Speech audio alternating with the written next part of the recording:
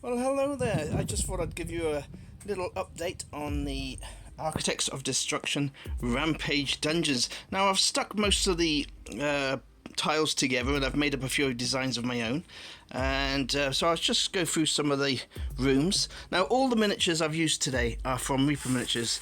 And so we got some nice old school Reaper miniatures going through our dungeons. Now here we have the first dungeon, and we have a special dungeon here because it's got a little secret door, so you can use switches to go through different places in the dungeon. And in the back there we have Medusa, and we got a couple of zombies to get past there. Moving on to the next one, we got a little trap dungeon. We've got a couple of Reaper rats and some spike traps to get through. Now for the next part, we have another little dungeon tunnel going into a crypt, and in the crypt we have some Reaper miniatures skeletons from these were made by Ed Pugh, rest in peace Mr. Ed. And of course, going into the back room we have one of our skeleton masters at the back.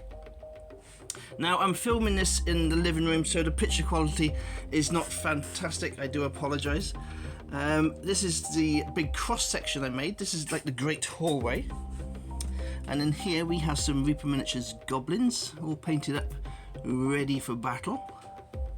And what we have here is a double-sized staircase, and that leads into the main antechambers and the main area for the combat. Now in there we have our Skeleton King boss.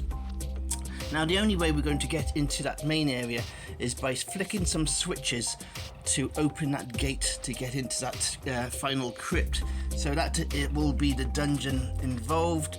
We'll be trying to find the right switches to get to the main actual dungeon boss. In here we have a dwarf crypt at the back,